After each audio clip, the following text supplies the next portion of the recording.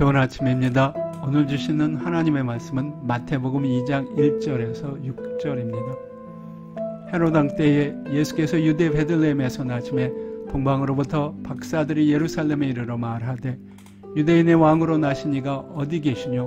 우리가 동방에서 그의 별을 보고 그에게 경배하러 왔노라 하니 헤롯 왕과 온 예루살렘이 듣고 소동한지라. 왕이 모든 대제사장과 백성의 서기관들을 모아 그리스도가 어디서 나겠느냐 물으니 가로되 유대 베들레헴이오니 이는 선지자로 이렇게 기록된 바 또 유대 땅 베들레헴아 너는 유대 거울 중에 가장 작지 아니하도다. 내게서 한 다스리는 자가 나와서 내 백성 이스라엘의 목자가 되리라 하였음이니이다. 오늘의 제목은 성탄의 별을 보셨나요? 입니다. 성탄절은 원래 장소나 시대를 막론하고 모든 사람들이 함께 축하하는 날입니다. 종교나 문화적인 차이에도 불구하고 많은 나라가 성탄의 기쁨과 행복을 함께 나누었었습니다. 그러나 이제는 그렇게 모두가 함께 축하했던 성탄절의 분위기를 더 이상 찾아보기 힘들게 되었습니다. 왜 그렇게 되었을까요? 세태가 그렇게 변화된 데에는 여러 가지 이유가 있을 것입니다. 그러나 그 중에서도 가장 주된 이유는 종교적인 다양성과 공평함을 유지해야 한다는 주장입니다. 대단히 다원주의적이고 인본주의적인 주장입니다. 그러나 이런 주장이 사회 구석구석에 스며들고 많은 사람들이 여기에 동조하게 되었습니다. 그러나 성탄은 틀림없이 온 세상 사람들이 함께 감사하고 축하해야 할 날입니다. 오늘 말씀은 그 사실을 잘 보여주고 있습니다. 동방 박사들은 성탄을 축하하기 위해 먼 동방에서부터 온 사람들입니다. 동방 박사들이 어떤 사람들이었는지에 대해서는 아직도 분명하지 않습니다. 그러나 적어도 몇 가지는 확실합니다. 첫째, 그들은 유대인들이 아니었습니다.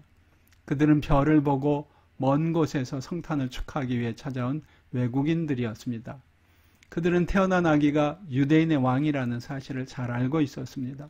그러나 그 유대인의 왕이 바로 자신들을 포함해 온 세상 사람들을 구원할 메시아라는 사실 또한 잘 알고 있었습니다. 그래서 동방으로부터 유대까지 찾아온 것이었습니다.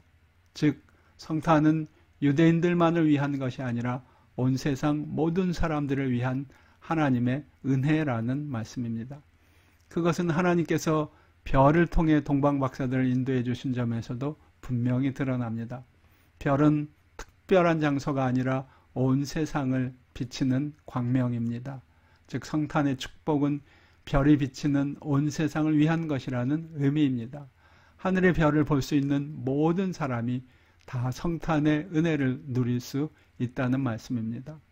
그러나 성탄절의 복된 이야기에는 한 가지 엄중한 경고도 담겨 있습니다. 성탄의 별은 동방에서도 다 볼 수 있을 정도로 크고 빛난 것이었지만 정작 가장 가까운 곳에 있던 헤롯 왕과 많은 유대인들은 그것을 보지 못했습니다. 매일 별빛 아래 생활하면서도 별을 바라보지 않는 사람들과 마찬가지입니다. 그들은 심지어 성탄의 진실을 은폐하려고 시도하기까지 합니다.